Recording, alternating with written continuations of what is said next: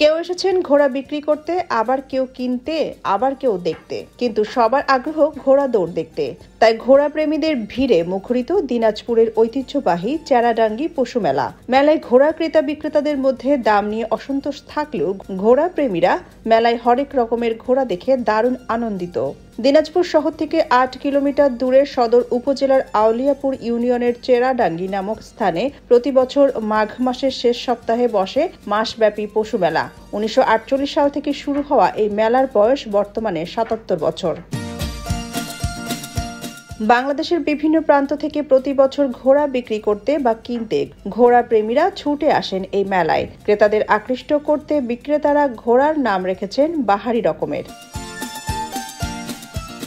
ঘোড়াগুলোর নামও দিয়েছেন পিয়া রানী, পপি, বিজলি, রাস্তার রাজা, সুইটি, পারলে ঠেকাও, কিরণমালা ইত্যাদি। ক্রেতা বিক্রেতার পাশাপাশি ঘোড়া দেখতে এসেছেন বিভিন্ন বয়সী দর্শনার্থী। শাহী মেজাজে দাঁড়িয়ে থাকা ঘোড়াগুলো যেন দর্শনার্থীদের চোখে চোখ রেখে কথা বলছে।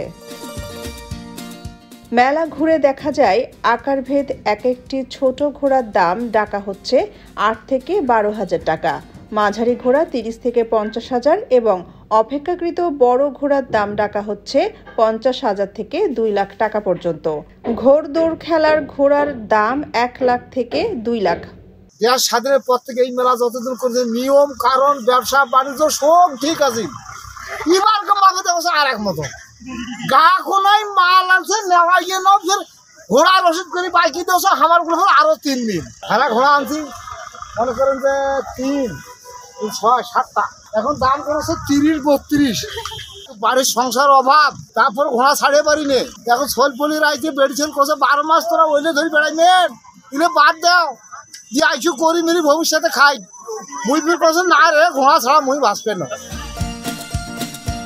পশু মেলা হিসেবে এই মেলায় গরু, মহিষ, ছাগল, ভেড়া বিক্রয় হলেও মেলার মূল আকর্ষণ হলো ঘোড়া। মূলত হারিয়ে যাওয়া ঘোড়ার ঐতিহ্য ধরে রাখতে এই চেরাডাঙ্গি মেলা। সোনিয়া খান, খবর সংযোগ।